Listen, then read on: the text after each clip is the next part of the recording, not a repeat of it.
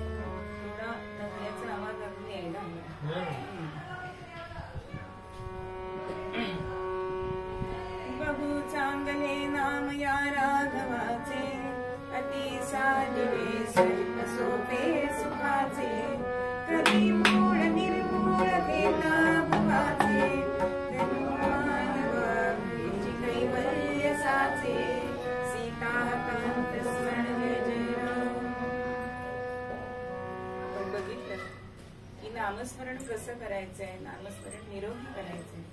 नामस्मरण सद्गुरूंना डोळ्यासमोर ठेवून करायचं. जसं नवीन लग्न झालं की लोकांना नव्या नवरीला आणि नवऱ्याला नाव घ्यायला सांगतात. म्हणजे प्रपंचामध्ये सुद्धा पहिलं काय करायला सांगतात? नाव घ्यायला सांगतात. आणि मग ते लाजत मुरडत अशी ती स्त्री घेत असते नववधू. आता वास्तविक पाहता सोन्याच्या तबकात वगैरे असं काय काय असतं, खरं असतं का होते? पण कल्पना असते. कशासाठी ती असते कल्पना? तर आपला जो मालक होणार आहे त्याच्यासाठी नाव घ्यायचं असतं. जसं पुरुष काय म्हणतो, भाजीत भाजी मेथीची, अमुक अमुक माझ्या प्रीतीची. भाज्या ओळखता येत नाही. मेथी आहे का चाकवत आहे का माठ आहे कळत नाही, पण उखाण्यात मात्र तिचं नाव तो घेत असतो. म्हणजे संसारात सुद्धा नावाला महत्व आहे. प्रपंचामध्ये तसं परमार्थामध्ये सुद्धा संत आपल्याला हेच सांगतायत ना की नाम घ्या. मग जेव्हा नामस्मरण म्हणजे नाव जेव्हा ती नववधू घ्यायला लागते मग ते प्रपंचात जातात आणि मग तिची भावना कशी होते की जे काही सगळं करायचंय ते त्याच्यासाठी करायचं. मग ही भावना असते. नंतर ती नावं ठेवते ती सोडून द्या, पण आधी नाव घेते. सगळ्यांना हसायला येते आम्हाला जास्त असं. पण जे काही करायचंय ते सगळं त्याच्यासाठी करायचं. म्हणजे स्वयंपाक करायचाय तो त्याच्या आवडीचा करायचाय, नटायचंय मुरडायचंय ते त्याच्यासाठी करायचंय. मग परमार्थामध्ये सुद्धा ही भावना जर आपण ठेवली की मी हे नाम कशासाठी घेणार आहे, तर त्या भगवंतासाठी घेणार आहे. मग व्यवहारामध्ये जर आपण पतीला एवढा मान देऊन त्याचं नामस्मरण करत असतो तर परमार्थामध्ये नामस्मरण करायला नको का तो भाव ठेवून? आणि हे नामस्मरण करता करता तुम्हाला तिथे एकरूपता येते. म्हणजे या हृदयीचे त्या हृदयी कळतं की नाही. तुम्हाला उदाहरण सांगते की आम्ही मलेशियाला गेलो आणि आमच्या दाराची कडी लागत नव्हती बरं का. मी आमचे जावई आणि आम्ही दोघं असे गेलो होतो. आणि माझ्या मुलीने विचारलं आई बाबा कुठे गेले? तर मी सांगितलं, म्हटलं ते बहुतेक छोटी काठी आणायला गेलीत त्या कडीत घालायला. तुला कसं माहिती? म्हटलं आपलं मनुष्य कसं आहे हे आपल्याला माहिती असतं आणि बरोबर ते काठी घेऊन आले बरं का. म्हणजे या हृदयीचे त्या हृदयीला जसं कळतं तसं भगवंताचं हृदय आणि आपलं हृदय हे एक झालं पाहिजे की नाही, एकरूप झालं पाहिजे. मग रामकृष्ण हरी मंत्र हा जपावा. मग तुम्ही रामाचं नाव घ्या, कृष्णाचं नाव घ्या, हरीचं नाव घ्या, कुठलंही नाव घ्या, पण ते नाव त्याच्याशी संलग्न झालं पाहिजे. म्हणून असं म्हणतात की जिथे नामस्मरण जिथे हृदयाशी पोचतो ना तेव्हा तो कंठ असतो तो सद्गतीत होतो. ते सद्गतीतपणा आपल्याकडे आलाय का ते आत्मपरीक्षण आपण करायचं. म्हणून काल सांगितलं तसं नामोच्चार होतोय का नामस्मरण होत आहे हे आपलं आपण बघायचंय. कारण एकतानता आली की तिथे सद्गतीत होतो. भगवंताचं नामस्मरण ओठावर आलं की संतांच्या डोळ्यामध्ये आपोआप पाणी येतं की नाही, तसं आपले लोचन भरून येत आहेत का हे बघायचं. आज आपण राम ह्या नामाचा विशेष करून आपण आज त्याचा विवरण करायचं. राम हा असं सांगितलं की बहु चांगले नाम या राघवाचे.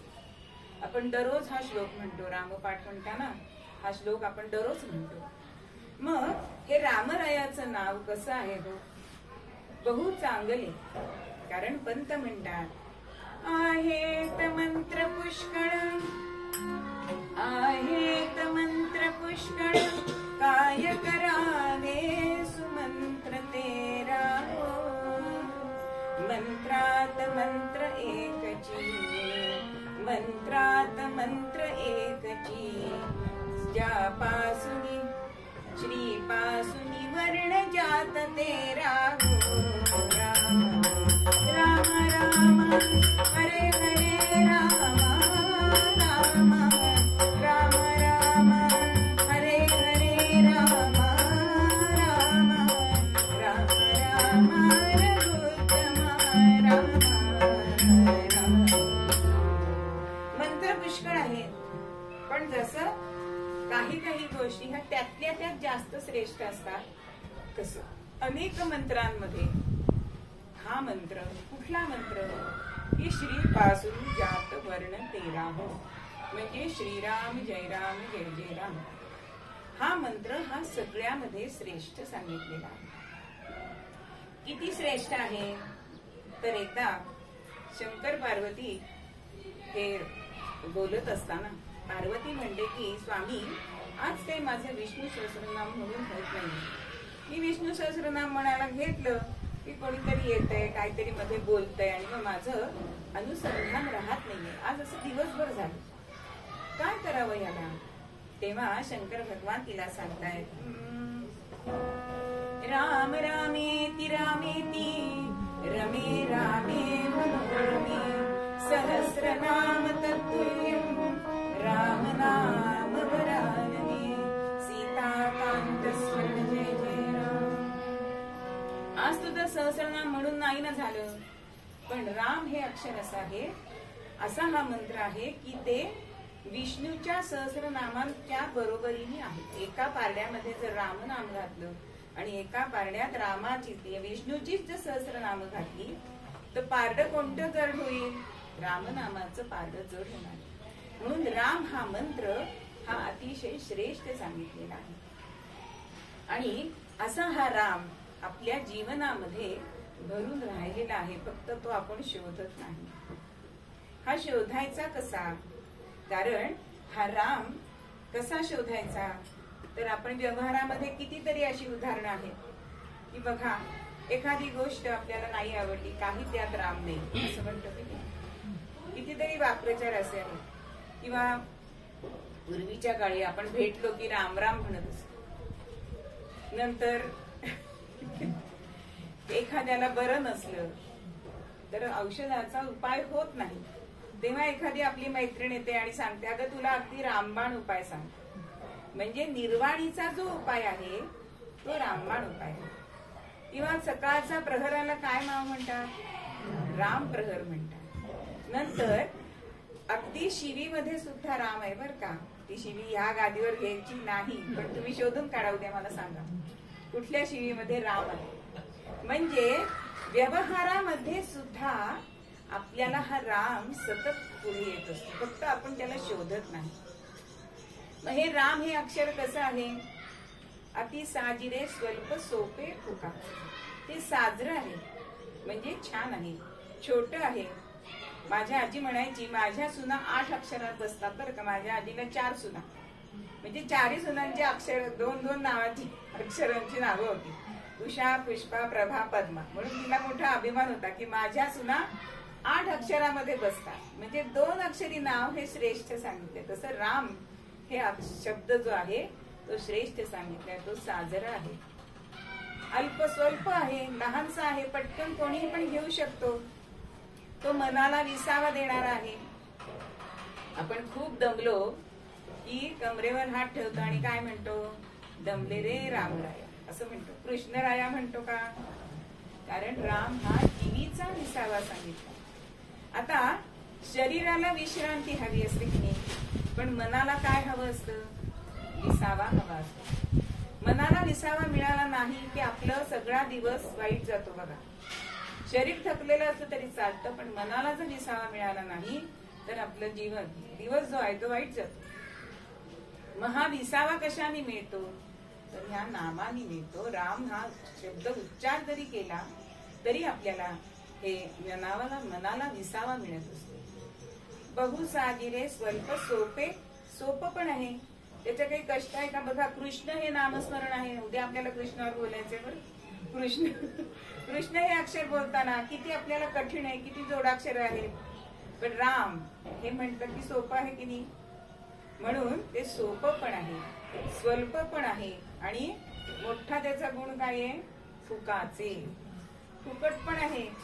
माणसाला फुकट सगळं हवं असतं. जिथे फुकट असेल तिथे, मग हे असो नाही तर काही असो, तिथे मनुष्य धाव घेत असतो. अगदी सेल मध्ये जातो की नाही. आपल्याला सगळ्यांना माहिती असतं की आधीच्या किमती दुप्पट करतात आणि आपल्याला निम्म्या किमतीत, पण आपण जातो. अगदी असं काय म्हणतो, नुसतं विंडो शॉपिंग करून येऊ असं म्हणतो, पण करतो का खरंच विंडो शॉपिंग?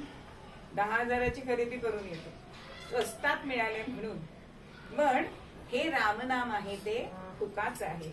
म्हणून तुकोबाच एका अभंगात म्हणतात, नाम घेता नन घेऊन, नाम घेता नन घेऊन, उच्चारावे राम राम, उच्चारावे राम राम, नाम घेता नन घेऊन.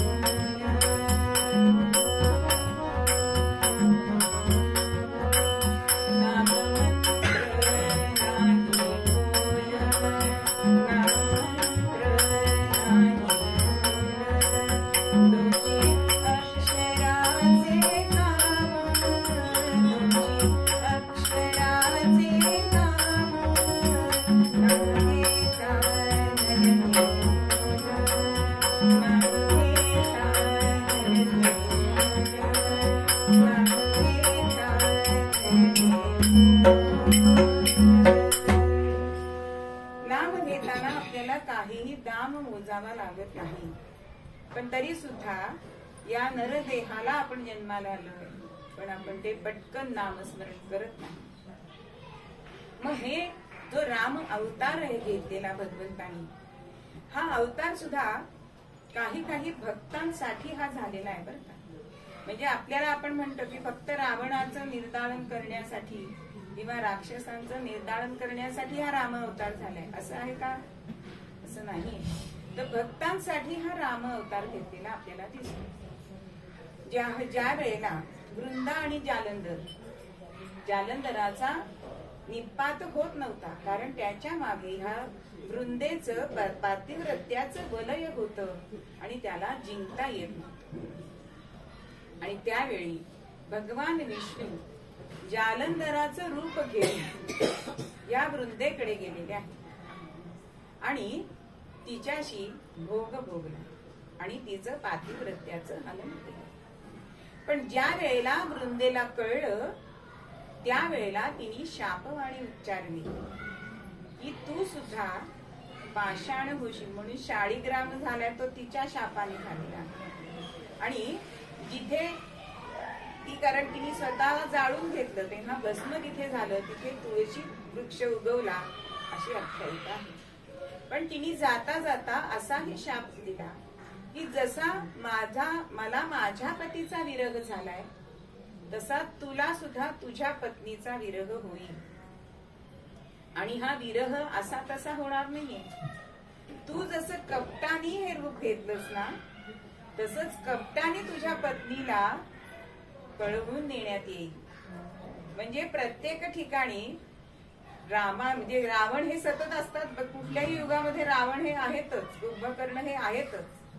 आणि पुढे त्या जालंधराचाच रावण झालाय आणि त्यांनी सीतेचं हरण केलं. म्हणून भगवंताला राम अवतार घ्यावा लागला ह्या वृंदेसाठी. कारण तिची शापवाणी हे व्हायला पाहिजे ना, तरी व्हायला पाहिजे. कारण ती खरोखर पतिव्रता होती आणि ती विष्णूची भक्त सुद्धा होती. आणि तिची त्यावेळेला अशी इच्छा पण होती की मला विष्णू हा पती कधीतरी मिळावा. आख्यान खूप मोठं आहे, एक वेगळं आख्यान आपण ते लावू शकतो. पण ह्या वृंदेसाठी, तिच्या शापवाणीसाठी भगवंतानी राम अवतार घेतला. एकदा नारद मुनी हे फिरत जात असत, कारण त्रिभुवनामध्ये आमचे फिरणारे नारद मुनी. आणि त्यांना जो अहंकार झाला होता की मीच भगवंताचा श्रेष्ठ भक्त, आणि अहंकार अर्थातच भगवंताला आवडत नाही. या अहंकाराचं काहीतरी करायला पाहिजे. आणि मग हा लीला नाटकी काहीतरी असे प्रसंग घडवून आणतो. तसं तिथे एक मोठं मायावी राज्य निर्माण केलंय विष्णूंनी. आणि त्या नगरामध्ये अत्यंत धामधूम चाललेली होती. ही धामधूम कशाची चाललेली होती? तर त्या नगरीची जी राजकन्या, तिचं नाव विश्वमोहिनी, आणि तिचा विवाह होता. आता नारद मुनी गेले, पण तिला जेव्हा तिच्याशी त्या वडिलांनी ओळख करून दिली आहे ह्यांच्या पाया पड, संतांचे आपण आशीर्वाद घ्यायला पाहिजे. आणि त्यावेळी ती नमस्कार करते. त्यावेळी तिचा हात त्यांना दिसतो आणि हातावरचं भविष्य नारद मुनींना दिसतं. भविष्य काय आहे की हिच्याशी जो कोणी विवाह करेल तो त्रिभुवनाचा मालक होईल. आता क्षणभर नारदांना असं झालंय की आपण जर हिच्याशी विवाह केला तर आपण त्रिभुवनाचे राजे होऊ. क्षणिक असतं पण मोह माणसाला चुकत नाही. मग ते ऋषी असो नाही तर साधा मनुष्य, सामान्य मनुष्य असो. आता हिने आपल्याला पसंत करावं म्हणून आता आपण श्री विष्णूंकडे जाऊया. म्हणून नारदांची स्वारी श्री विष्णूंकडे गेली आणि भगवंताला सांगताय की भगवंता, आजपर्यंत मी तुमच्याशी काहीही मागितलं नाही, पण आज मी तुमच्याकडे एक गोष्ट मागायला आलो. आता भगवंत म्हणतो ठीक आहे, तू काहीच मागितलं नाहीस, मला सुद्धा तुला द्यायला आवडेल. काय हवंय तुला? तेव्हा नारद म्हणतायत मला तुझं रूप दे. बघा काय मागितलंय, भगवंताचं रूप. कारण त्रिभुवन सुंदर असणारा असा हा भगवान श्री विष्णू, त्याचं रूप जर आपल्याला मिळालं तर ती विश्वमोहिनी खचितच आपल्या गळ्यामध्ये वरमाला घालेल. आता भगवंतानी जाणलंय आणि भगवंत म्हणताय की तुला वरवरचं रूप हवंय, पण मनात काय चाललंय हे मला कळतंय ना. मग मन हे चंचल आहे, कोणाप्रमाणे? माकडाप्रमाणे, हो की नाही? म्हणून वरचं रूप कधी बघू नाही. भगवंत म्हणतोय तू माझं अंतरात्मा नाही मागितलास, माझं रूप मागितलंयस. आणि हरी या शब्दाचा अर्थ एक वानर सुद्धा होतो. आणि भगवंतानी नारदांना हरीचं रूप म्हणजे वानराचं रूप दिलं. आणि तेव्हा काय एवढे आरसे वगैरे नव्हते हो. नारद त्याला भगवंतानी त्याचं रूप दिलंय म्हणून सभा मंडपामध्ये गेले. आता सगळ्यांच्या ओळीमध्ये बसले, पण त्या विश्वमोहिनीला फक्त ते नारद कसे दिसत आहेत? वानर रूपामध्ये दिसत आहेत. दोन तिथे असे राजे आलेले होते, त्यांनाही ते नारद वानराच्या रूपामध्ये दिसत आहेत आणि ते हसतायत. आता ह्या लाईनीला जायलाच नको म्हणून ही दुसऱ्या ओळीमध्ये गेली. नारद तिथे गेले म्हणून हे दोघं हसायला लागले. आता हे का हसतायत? ही का दुसऱ्या ओळीमध्ये गेली? तेव्हा त्यांनी विचारलं तर म्हणे जाऊन बघा स्वतःचं तोंड कसं दिसतंय ते. आणि म्हणून सरोवराच्या काठी नारद आले आणि नारदांनी आपलं प्रतिबिंब बघितलं तर आपल्याला वानराचं मुख भगवंतांनी दिलं. क्रोधित झाले तिने पहिल्यांदा भगवंतांनी हे दिले, पण नारदांना हे असं रूप का दिलं भगवंतांनी? तर त्यांना जो अहंकार झालेला होता तो अहंकार जाण्यासाठी. आणि ते दोघे जण जो हसले ते प्रापुरच्या जन्मामध्ये रावण आणि कुंभकर्ण झालेले आहे. म्हणजे प्रत्येक काळामध्ये रावण आणि कुंभकर्ण हे असतातच. मग नारदांनी सुद्धा त्यावेळेला शापवाणी उच्चारले, त्यांचा अधिकार मोठा होताच. त्यांनी काय सांगितलंय की तुला मला जे वानराचं रूप दिलंयस त्याची मदत घेतल्याशिवाय तू काही करू शकणार नाहीस. म्हणून राम जन्मामध्ये वानरांची मदत घेऊन रावणाशी रामराया लढलेले आहेत. म्हणजे शेवटी हा अवतार नारदांच्या शापवाणीसाठी सुद्धा भगवंतांनी राम अवतार घेतलेला आहे. असा हा राम अवतार फक्त दुष्टांचं हे निर्दालन करण्यासाठी नाही, तर आपल्या भक्तांसाठी सुद्धा या भगवंतांनी असे अनेक अवतार वेगवेगळे घेतलेले आहेत. पण हा राम अवतार ह्या कारणासाठी झालेला आहे. मग हा अवतार जो झालाय तो राम अवतार, तर रामाचं कथा जी आहे ती आपल्या जीवनामध्ये आपण सहज अनुकरण करू शकतो. कारण रामाच्या अंगामध्ये इतके गुण आहेत म्हणून कवी वर्णन करतात, राम का गुणगान करिये, राम का गुणगान करिये, राम का गुणगान करिये, राम प्रभु की भद्रता का सभ्यता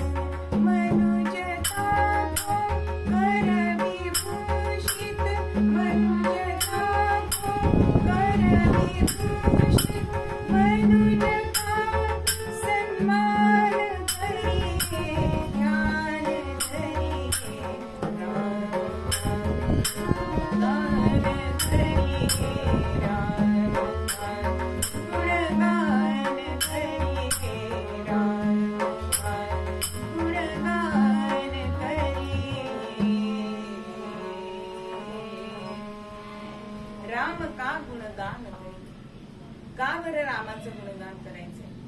कारण ज्या ज्या वेळी समाजावरती अशी परिस्थिती आली की आता समाजाची घडी पूर्णपणे विस्कटली, तेव्हा रामकथाच धावून आलेली आपल्याला दिसते. बघा, ज्या वेळेला नाथांच्या वेळी अशी समाजाची घडी विस्कटलेली असताना नाथांनी कुठला ग्रंथ लिहिला? भावार्थ रामायण. तुलसीदासांच्या वेळी सुद्धा अशीच समाजाची घडी विस्कटली, तेव्हा त्यांनी लिहिलं रामचरितमानस. आमच्या समर्थांच्या वेळी सुद्धा समाजाची घडी विस्कटली, त्यावेळी त्यांनी गोदंडधारी राम हा समाजापुढे ठेवला.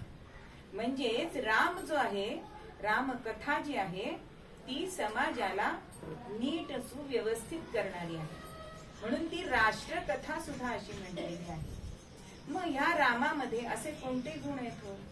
खरा म्हणजे मनुष्य जन्म त्यांनी घेतलेला आहे, पण भगवंताचा अवतार असून सुद्धा रामाच्या जीवनात आपल्याला एकही चमत्कार दिसतो का? त्यांनी त्याचं देवत्व वापरलेलं आपल्याला दिसत नाही. सामान्य मनुष्य हे करू शकतो हे त्यांनी त्याच्या चरित्रातनं आपल्याला दाखवले. त्याचा पहिला गुण आहे तो मातृपितृभक्ती, स्थितप्रज्ञता, गुणग्राहकता, एकपत्नी व्रत, एक बाणी, एक वचनी, एक पत्नी, हे सगळे आपल्याला गुण माहिती आहे. मग मित्रत्व सुद्धा त्यांनी पाळलेलं आहे की नाही? त्यांनी अपेक्षा केले का? आधीच त्यांनी सुग्रीवाला मदत केली. 5-6 महिने त्यांनी मदत केली नाही तरी तो थांबलाय, म्हणजे त्याच्याकडे तितिक्षा पण आहे. वाट बघणं, आपण वाटच बघत नाही हो, आत्ता पाहिजे म्हणजे आत्ता पाहिजे असं जे आपलं आहे. पण रामरायांनी असं जीवनामध्ये केलेलं नाही. बरं, दुष्टांचं निर्दालन केलंय. एकपत्नी व्रत कसं सांभाळलंय? ज्या वेळेला अश्वमेध यज्ञ करायचा ठरला तर सीतामाईला जवळजवळ सोडून 12 वर्ष झालेली होती. म्हणून वशिष्ठ मुनी त्यांना सांगतायत की रामराया, आता तू दुसरा विवाह कर. पण रामरायांनी काय उत्तर दिलं? जर सपत्नी बसायचं असेल तर एकतर आपण सुवर्णाचा पुतळा करू, किंवा हा यज्ञ तुम्ही लक्ष्मणाकडनं करून घ्या, पण मी त्यासाठी दुसरा विवाह करणार नाही. जसं पतिव्रता आपला धर्म पाळते, तसं रामाने सुद्धा पतिधर्म पाळलेला आपल्याला दिसतो. ज्या वेळेला लक्ष्मणाला सीतामाईला सोडायला सांगितलं, तेव्हापासनं प्रभू रामचंद्रांनी कुठलाही राज उपभोग घेतलेला नाही.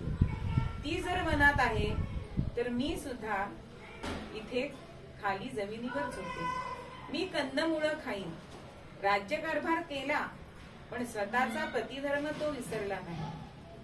त्यानंतर दुसरं त्याचा गुण आहे तो निर्लोभीपणा. बघा, त्यांनी किष्किंधेचं राज्य मिळवलं, घेऊ शकला असताना तो, पण त्यांनी ते सुग्रीवाला दिलं. लंका जिंकली, लंकेवर सुद्धा त्यांनी अधिकार दाखवला नाही. लंकेचं राज्य विभीषणाला दिलं. अजून एक गुण आपल्याला सांगायचा त्याचा म्हणजे मित्राच्या ठिकाणी जेव्हा सुग्रीवानी झेप घेऊन रावणावर अचानक हल्ला केला युद्धाच्या आधी, तेव्हा मित्रत्वाचा त्यांनी जो गौरव असतो की योग्य जो खरा मित्र असतो ना, तो आपल्या मित्राला सुनावतो बरं का.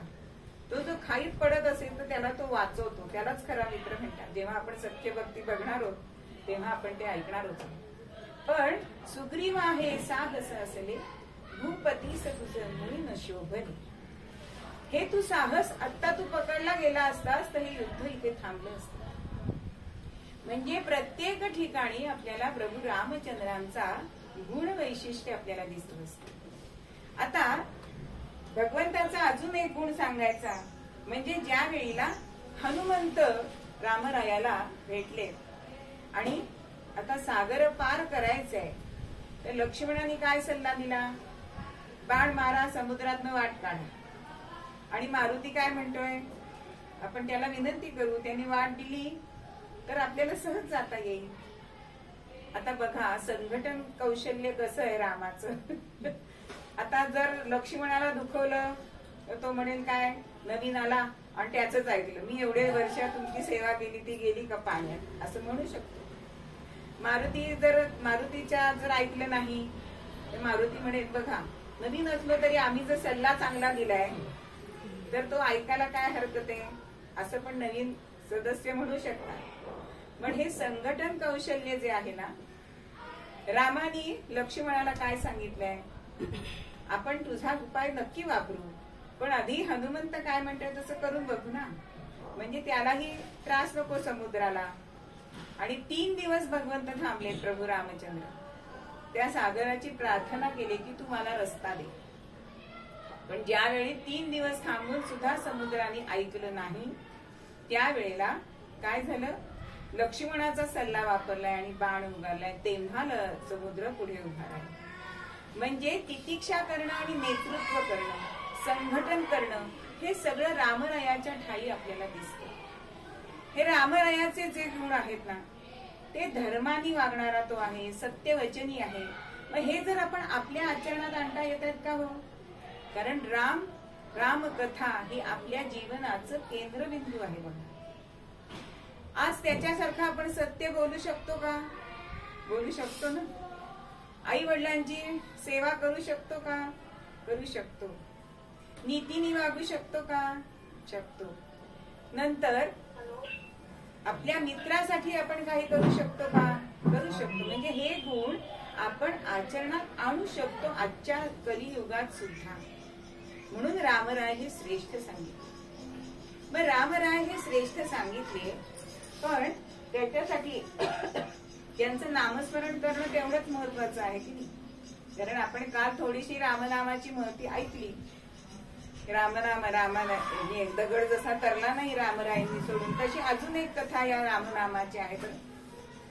तर जेव्हा रामनामानी ते दगड तरायला लागले, त्यावेळेला काही राक्षस रावणाकडे गेले आणि म्हणतात बघा तुमच्यापेक्षा सामर्थ्य आहे त्यांच्याकडे, त्यांच्या नुसता नावाने दगड तरतायत, तुम्ही तरंगवू दाखवता का?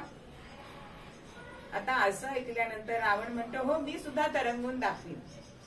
आता सगळ्यांना आश्चर्य वाटलंय. मग आता दाखवीन तर दाखवाच असं झालं. आणि दरबारामध्ये मोठं असं एक गमिल्यासारखं पातेलं मोठं आणलं गेलं. त्याच्यामध्ये पाणी ठेवलं गेलं आणि 2-3 दगड आणून ठेवले रावणाचे. आता रावणाने काय केलं, दगड उचलला, डोळे मिटले आणि दगड सोडला. अहो तरंगला ती. सगळ्यांनी वाहवा केली. कसा काय रावणाने सुद्धा कसा काय दगड तरंगवला. पण शेजारी बसलेली मंदोदरी मात्र तिला शंका येते की हे घडलं कसं. माझ्या स्वामीचे पतीला पत्नी ओळखत असते बरं का. सगळ्यात कोण ओळखतं तर पत्नी ओळखते. त्यामुळे रात्रीच्या वेळेला ती म्हणते स्वामी एक प्रश्न विचारू. विचार. तुम्ही तो दगड तरंगवला कसा? अगं सोपं आहे. काय केलं तुम्ही? तर म्हणे मी तो दगड सोडताना डोळे मिटले होते की नाही, तेव्हा मी त्या दगडाला सांगितलं जर तरंगला नाहीस तर तुला रामाची शपथ. आणि तो दगड तरंगला. म्हणजे रामनामाचं महत्व किती आहे. मग जर दगड तरंगू शकतो तर आपण नाही का भवसागरामध्ये करू शकणार. म्हणून हे नाम घ्यायचंय. म्हणून रामाचं नाम घ्यायचंय, कारण हे अत्यंत सुखाचं नाम आहे. म्हणून एका पदामध्ये असं म्हटलंय,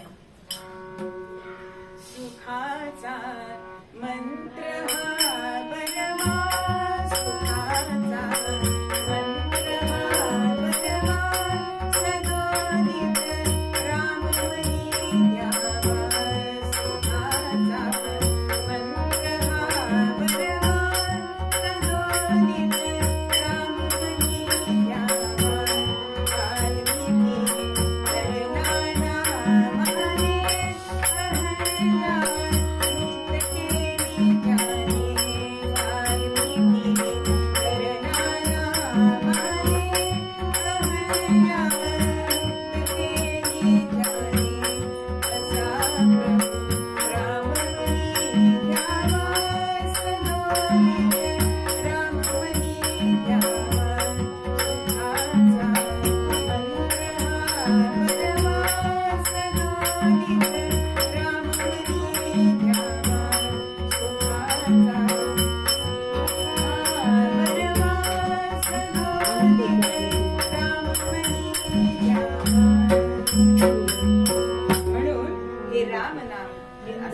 सुखाचा आहे. म्हणून रामरायाचे गुण आपल्यामध्ये आपण अंगीकारायचे, म्हणजे आपलं जीवन सुद्धा हे सुखमय होणार.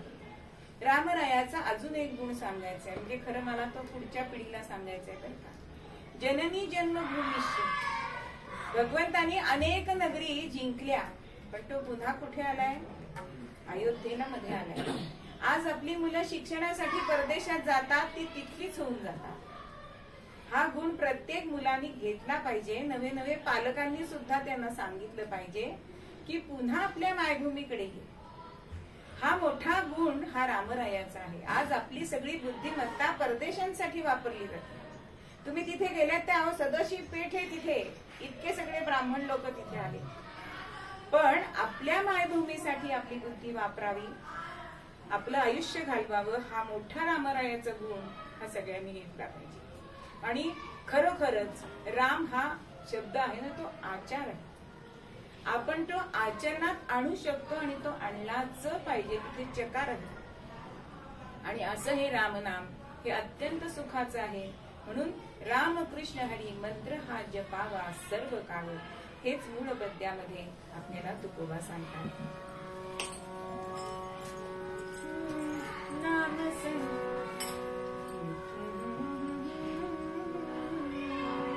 नाम संकीर्तन साधन पैसोबे, साधन पैसोबे. नाम संकीर्तन साधन पैसोबे, साधन पैसोबे.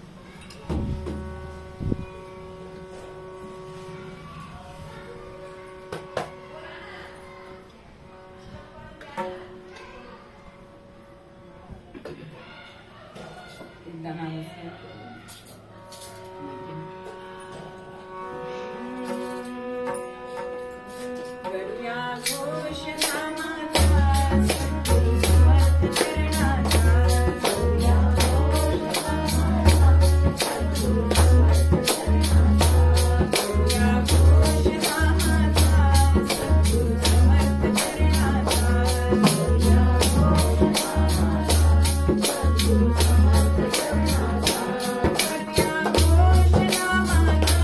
सद्गुरु समर्थ चरणाचा करूया घोष नामाचा सद्गुरु समर्थ चरणाचा करूया घोष नामाचा सद्गुरु समर्थ चरणाचा करूया घोष नामाचा सद्गुरु समर्थ चरणाचा करूया घोष नामाचा सद्गुरु समर्थ चरणाचा करूया घोष नामाचा सद्गुरु समर्थ चरणाचा करूया घोष नामाचा सद्गुरु समर्थ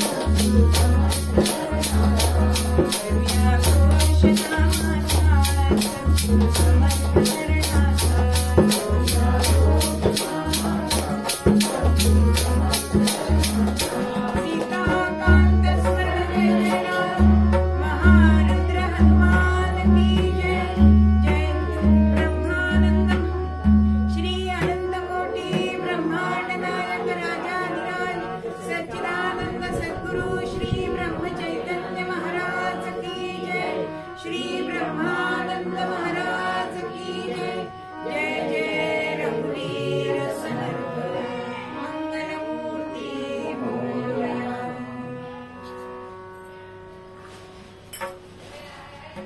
आजचे चरित्र नाही आपण आर्येप्रमाणे चाललोय गोळी माळी बळीच कुंभार अंत्यज मंगळ वेढ्या माझी मंगळ वेढ्या माझी झालासे भक्तहीन जातीत मंगळ वेढ्या माझी झालासे भक्तहीन जातीत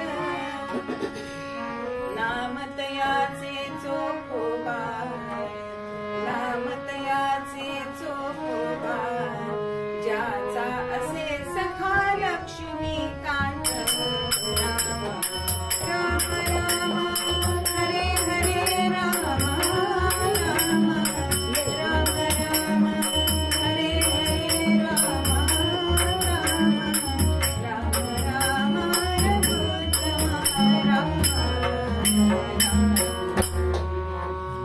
मंगळवेढ्यामध्ये हीन जातीमध्ये जन्माला आलेले असा हे भगवंताचे पांडुरंगाचे निस्सीम भक्त म्हणजे आमचे चोखा मिळाले. त्या काळामध्ये अत्यंत महार मांगांना अतिशय पशुवत वागवलं जात असे. खायला हे मिळालं तर मिळालं, नाही तर नाही, धड वस्त्र नाही, अशी अवस्था. पण आमचे चोखोबांची अशी कथा सांगितली जाते की त्यांच्या आईने भगवंताचा प्रसाद जो आंबा तो चोखला म्हणून त्यांचं नाव चोखोबा असं पडलं. अयोनी संभव असा त्यांचा जन्म झालेला आहे. आणि हे चोखोबा आपल्या पत्नी त्यांच्या पत्नीचं नाव होतं केरी आणि बहीण होती निर्मळा, मेहुणा होता बंका, असे त्यांचं कुटुंब. आणि सगळे जण निस्सीम भक्त होते पांडुरंगाचे. कशी अवस्था होती त्यांची. नसे अन्न त्यागणे ना खाय याला, नसे तेल दीप तो लावण्याला, निजायास भूमी दिशा वस्त्र ज्याचे, तरी नाम घेई सदा विठ्ठलाचे. सतत विठ्ठलाचं नामस्मरण हे करायचं. आणि या महारांचं मांगांचं काय काम हो तर गावामध्ये स्वच्छता करणं. जी गुरढोरं मेली असतील ती गुरढोरं घेऊन त्यांचं कातडे बाजूला काढणं, अशा तऱ्हेची ही कामं त्यांना करायला लागायची. आणि प्रत्येकाचं साल असायचं, म्हणजे सगळ्यांनाच ते काम करायला लागायचं नाही, पण एकमेकांना एकमेक मदत करत असे. पण हे चोखोबा मात्र सतत आपल्या नामस्मरणामध्ये तल्लीन असायचे. पांडुरंग हरी वासुदेव हरी, पांडुरंग हरी वासुदेव हरी. आणि मनामध्ये त्यांच्या यायचं की हे सगळे उच्चभ्रू सगळेजण आहेत, वरून पोशाखी आहेत हो, स्वच्छ पोशाख घातलेत, पण अंतर किती हो त्यांचं मलिन आहे. खरंच हे भक्तीचं वर्म आहे का, असं त्यांच्या मनामध्ये यायचं. नदी काठी जावं, अभंग म्हणावे. आम्हानकडे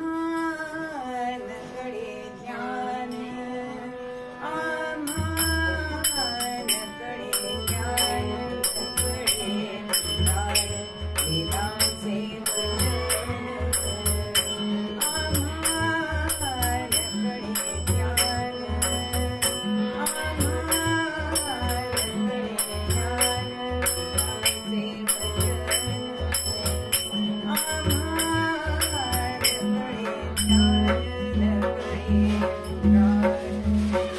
आम्हाला वेद कळत नाही, पुराण कळत नाही, पण आमची वृत्ती ही पांडुरंगाच्या ठिकाणी रत. असे हे चोखा मेळा. आणि एक दिवस अहो खायला नाही, प्यायला नाही. ह्या केरीला असं वाटायचं, इतर संतांच्या आपण भक्ती बघितल्या तर त्या विरुद्ध होत्या भक्तीच्या, पण ह्या चोखा मेळांची जी पत्नी होती केरी, ती सारखं म्हणायची आपण भगवंताला जेवायला बोलवून आहोत. चोखोबा काय म्हणायचे की अगं आपणच शिळपाक खातो, आता अख्ख्या जगाचा भार त्याच्यावर आहे, त्याला जर आपण शिळ घातलं तर त्याची शक्ती कमी नाही का होणार.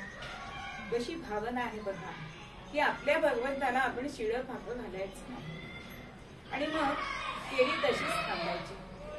होता होता यांचं साल आलं, म्हणून आदल्या दिवशीच तिथल्या वेसकर यांनी त्यांना एक काठी आणून दिली, एक कांबळ आणून दिलं आणि त्यांच्या दारातच टाकलं. आणि म्हणतात उद्यापासून तुझं साल. गावचे कुलकर्णी म्हणतात अरे त्याला जमणार आहे का, तो सारखं विठ्ठल विठ्ठल म्हणत बसतो, दुसऱ्या कोणीतरी घ्या साल. पण काही जण असं म्हणतात बघू तरी, तो म्हणतो ना सारखा की माझा विठ्ठल मला मदतीला येणार आहे, मग बघू तरी तो दगडाचा देव कसा ह्याच्या मदतीला येतो. आणि पण हे सारखं काय सांगायचे, सखा सखा असे मनवाणी, संत सखा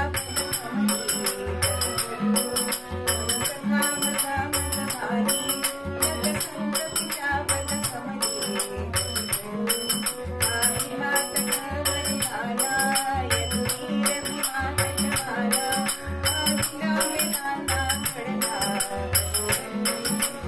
ते म्हणतात हा भीमा तटवाला हा माझा सखा आहे आणि तो मला कधीही सोडणार नाही.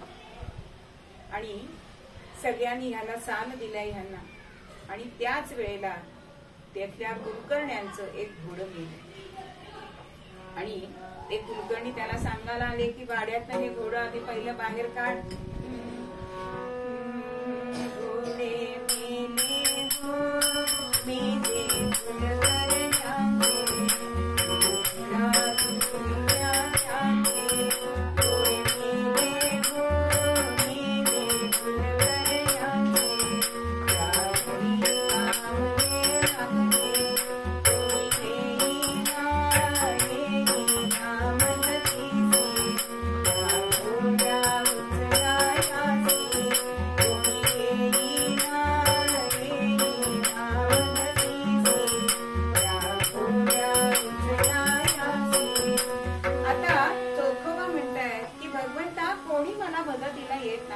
कारण सगळ्यांनी जणू चोखा मेळ्यांची परीक्षाच बघायची होती की ह्यांचा विठ्ठल खरंच येतो का मदतीला. आता ते घोडे त्यांच्या एकट्याने मेलेलं घोडं जड झालं आणि ते त्यांना काही वाड्यातनं काढता येईल म्हणून त्यांनी केरीला बोलवलंय. दोन्ही पाय बांधले आणि एका बाजूनी केरी ओढतीये, एका बाजूनी चोखा मेळा ओढतायत, पण ते काही घोडं ओढलं जाईना. आता मात्र जोखोबा पांडुरंगाची विनवणी करतायत आणि म्हणतायत भाव सख्या, आता तुझ्याशिवाय मला मदतीला कोणी येणार नाही. आणि खरोखर पांडुरंग तिथे आले, पितांबराचे ओचे खोवले आणि एका बाजूला एक घोडं ओढायला लागले, कारण मध्ये दांडा घातला होता ओढण्यासाठी. आता एका बाजूला केरी आणि चोखा मेळा मागच्या बाजूला उभे राहिले आणि त्यांनाच फक्त पांडुरंग दिसतात हो, बाकीच्यांना तो पांडुरंग दिसेना, कारण दृष्टी नव्हती ना ती. आता ते तो पहिलं लाकूडच्या एका बाजूचा दांडा नुसताच वर उचललेला तो भगवंतानी धरलेला होता, पण लोकांना वाटायला लागलं भूतभीत आलं की काय. अशा तऱ्हेने हे घोडं, कारण कुलकर्णी यांचा इतका जात चालला होता की आई बापावरनं त्यांना बोलत होते, काथा मुख्यांनी मारत होते की हे आधी घोडं काढ, त्याच्याशिवाय मला वैष्णदेव करता येणार नाहीये. आणि ह्या सगळ्याला कंटाळून त्यांनी पांडुरंगाला बोलवलं आणि खरोखर पांडुरंग त्यांच्या मदतीला आला. आता ते घोडं बाहेर काढलं, मग त्याची विदाटी काय, पायलीभर धान्य दिलंय आणि ते धान्य सुद्धा कसं होतं, अगदी कीड लागलेलं होतं, अगदी जणू काही पोलपटच राहिले त्याची. असं पायलीभर धान्य त्यांना दिलंय. ते धान्य घेऊन घरी आले. केरी म्हणते आता ह्याच्या लाह्या फोडते, म्हणजे तुम्हाला पाणी प्यायला आधार होईल. पण चोखोबा म्हणतायत हे धान्य आपलं नाही करू, सगळं पांडुरंगाने सुद्धा आपल्याला मदत केली, म्हणजे अर्धा भाग त्याचा आहे, त्यामुळे त्याचा त्याला द्यायला पाहिजे.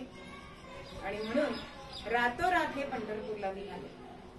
त्यातला अर्धा वाटा घेतलाय आणि पंढरपूरला निघाले.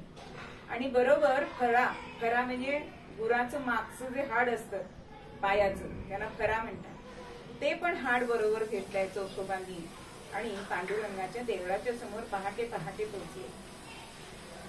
सगळ्यांना सांगतायत की वर्दी त्या पांडुरंगाला मी आलोय त्याचा वाटा द्यायला.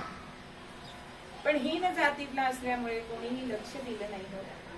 होता होता संध्याकाळ झालीये, शेजारती झालीये, देवळाला कुलूप लागलाय, पण हे आपले महाद्वारी उभेच. आणि जेव्हा शेजारती होऊन सगळे ब्राह्मण पंडे गेले, तेव्हा भगवंत तिथे आलाय.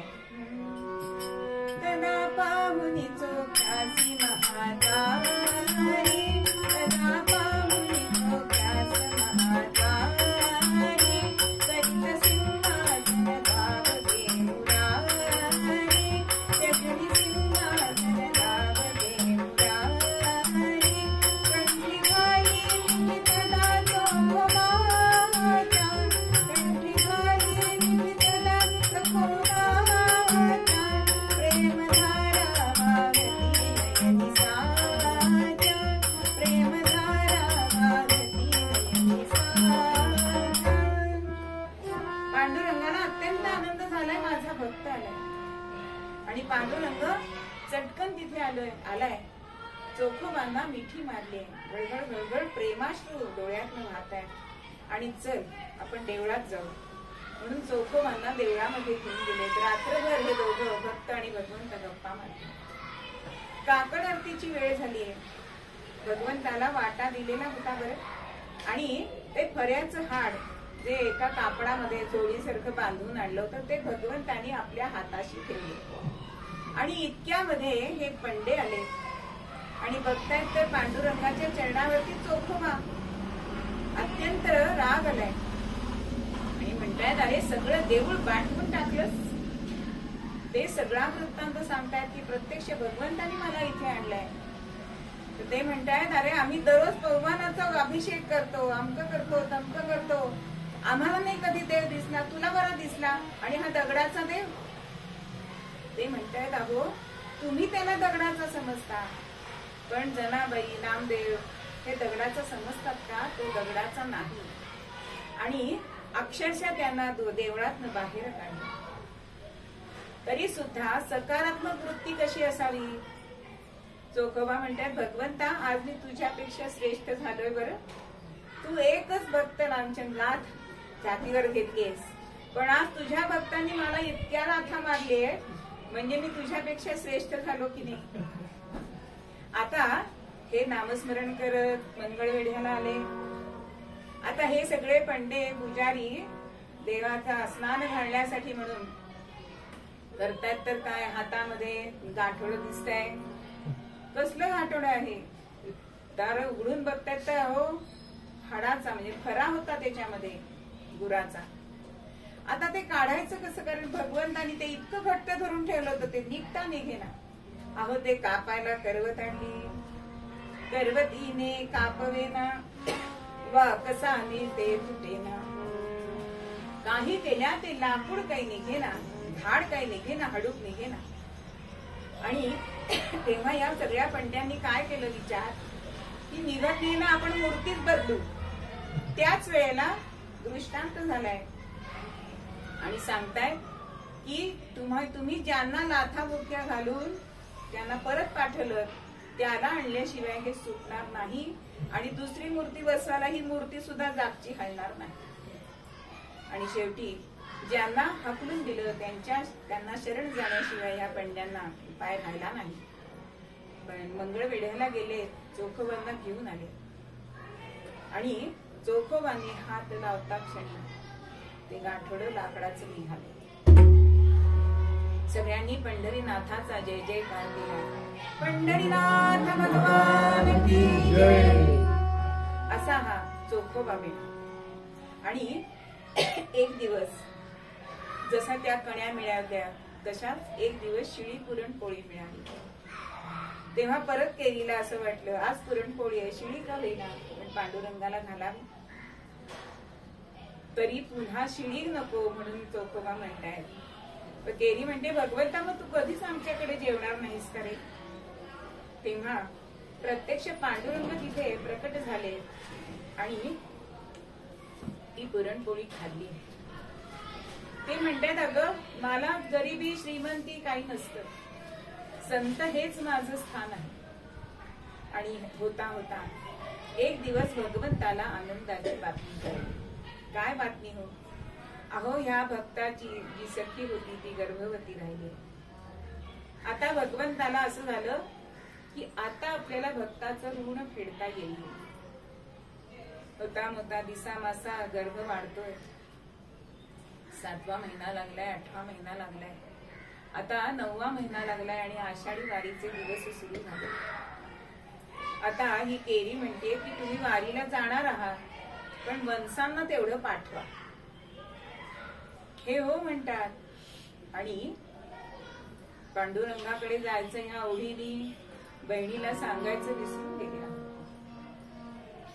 इकडे बहीण आली नाही. आता प्रसूत वेदना सुरू झालीये. पण नणंदबाई वंसबाई आल्या नाहीत म्हणून ही केरीच भगवंतापुढे उभी राहते आणि म्हणते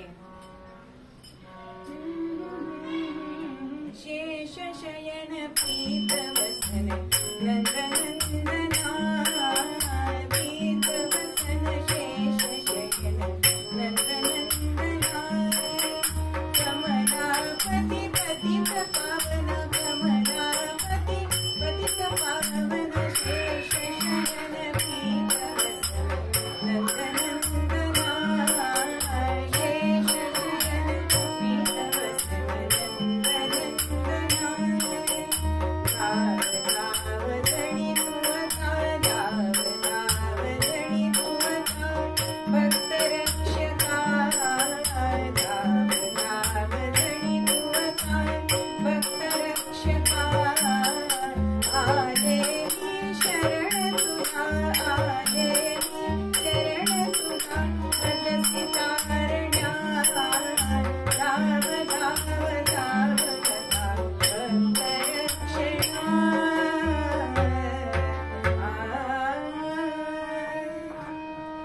प्रार्थना करते आणि भगवंताची लगबग सुरू झालीये. रुक्मिणी म्हणते कुठे, कारण पती कुठे जातो बरोबर बारीक लक्ष असतं बायकांचं. आणि आज साध्या वेशात अगं माझी बहीण तिथे अडलीये. कोणती बहीण, द्रौपदी का सुभद्रा? ही साधी माझी भोळी बहीण आहे बरं. आणि मला आत्ताच्या आत्ता जायला पाहिजे. आणि भगवंत केरीच्या त्या झोपडीमध्ये येऊन उभी राहिले. पण कोणत्या रूपात हो, नंदेच्या रूपात. आणि प्रसूत वेदना चालू होत्या आणि भगवंत सुईण झालाय.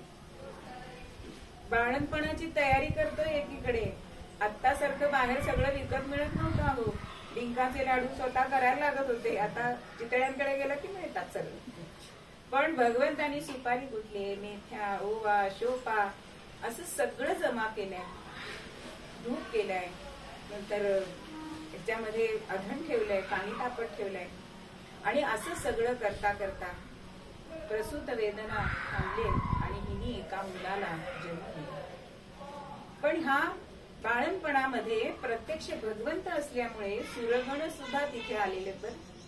आणि जन्म झाल्यानंतर स्नान घालायला कोण आलंय तर गंगा, यमुना, सरस्वती या नद्या प्रत्यक्ष त्याला आंघोळ स्नान घालण्यासाठी आलेल्या आहेत. होता होता 12वा दिवस उजाडलाय आणि भगवंतानी म्हणजेच निर्मळाचं जे रूप घेऊन ते आले होते तिने बारसं ठरवलं.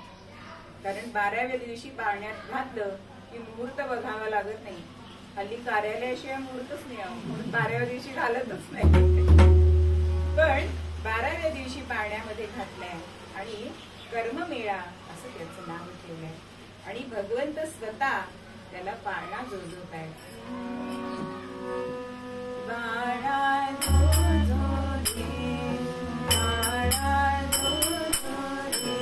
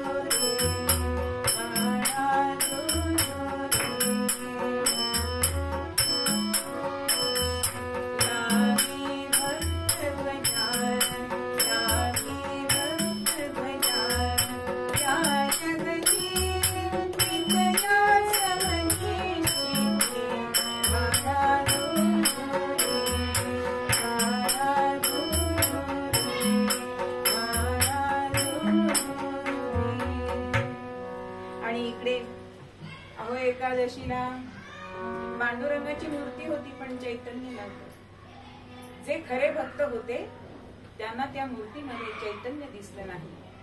म्हणून पावलांचा माग घेत घेत ज्ञानदेवादी हे सगळे आले, ते मंगळ पेठ्याला आले. तर तिथे भगवंत काय करत होते? तिला नाहू माकू घालताय, तिचे केस धुपवताय आणि इकडे सगळे वारकरी आल्यामुळे त्याच्या गजर चाललाय. कुंडलिक वरदा हरी विठ्ठल, जय जय विठ्ठल, जय हरी विठ्ठल, जय जय विठ्ठल, जय हरी विठ्ठल असा नाद हा केरीला ऐकायला आला. आणि ती म्हणजे वंश वारकरी आलेले दिसतात, आपण दर्शन घेऊया का? पण आता दर्शन घ्यायचंय, भगवंतानी बुद्धिभेद केलाय आणि स्वतः धुणी धुवायला गेले नदीवर.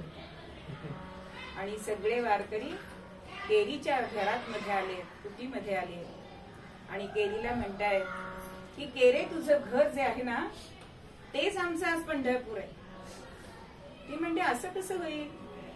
अगं तुझं बाळणपण करायला प्रत्यक्ष पांडुरंग आलाय, कुठाय तो? असं ऐकलं मात्र आणि केरीला अत्यंत वाईट वाटलं आणि म्हणते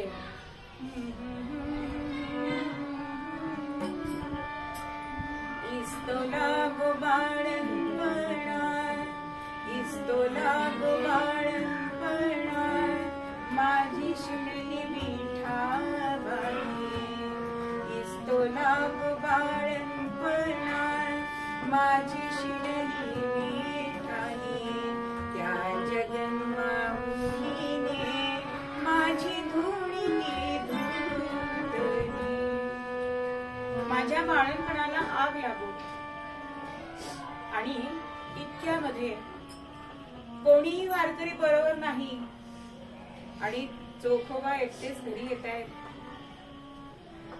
आणि घरामध्ये आपल्या गर्दी दिसतीये. काय झालंय? आणि तेव्हा लक्षात आलंय आपण निर्मला ताईला सांगितलंच नाही. पण भगवंत हा भक्तासाठी कायम आलेला असतो. आणि मग तिथे भगवंत प्रकट झाले, सगळ्यांनी त्यांचं दर्शन घेतलं. असे हे चोखोबा. वैशाख कृष्ण पंचमीला गाववेसीचं काम चालू होते आणि ते भिंत करता करता ती भिंत पडलीये आणि त्याच्यामध्ये ते काढले गेले. 10 दिवसांनी वार्ता पंढरपुरात कळली आणि नामदेवांना प्रत्यक्ष पांडुरंगाने सांगितले की त्यांच्या अस्थी या घेऊन ये. आता ते एवढ्या ढिगाऱ्यात इतकी माणसं मेलेली होती, चोखोबांच्या अस्थी ओळखायच्या कशा? नामदेव हे त्यांचे गुरु आणि नामदेव तिथे आलेत आणि त्यांच्या मनात असं येऊन गेलं म्हणून प्रत्येक हाड उचलावं, कानाला लावावं.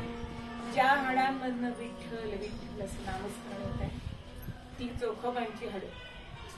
तो अस्थि कलश तयार केलाय आणि मंगळवेढ्यापासून चंद्रभागेपर्यंत त्याची मिरवणूक काढली आणि जिथे चोखोबा महाद्वारी उभे राहत असत तिथे त्यांची समाधी आपल्याला अजून बघायला मिळते. तर चोखोबा इतके त्यांचे अभंग ते अनंत भटांनी म्हणजे ब्राह्मणांनी लिहून काढलेले आहेत. त्यांचा एक परिचय अभंग म्हणजे ऊस डोंगा परी रसलो हे डोंगर काय भुललासी वरलिया रंगा. चोखा डोंगा परी हा म्हणजे डोंगर असे हे चोखोबा. आणि आजही आपल्याला जर महाद्वारी गेलो तर शब्द काय ऐकू येतात? जोहार मायबा जोहार तुमच्या महाराचा मी महार तुमच्या महाराचा मी महार. जोहार मायबा जोहार तुमच्या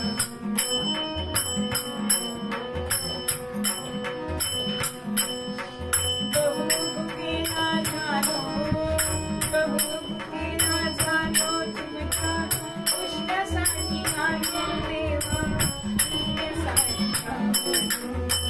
जोहार मायबा जोहार तुमच्या महाराचा. असं हे नामस्मरण करणारे चोखोबा की ज्यांच्यासाठी भक्त त्यांच्या भक्तीसाठी पांडुरंग धावून आला. असं नामस्मरण जर आपण केलं तर आपल्यासाठी सुद्धा भक्ती नक्की धावून येईल. म्हणून मूळ पद्यामध्ये तुकाराम आपल्याला सांगतात नाम संकीर्तन साधन वैष्णवे नाम संकीर्तन साधन वैष्णवे जन्मांतरीची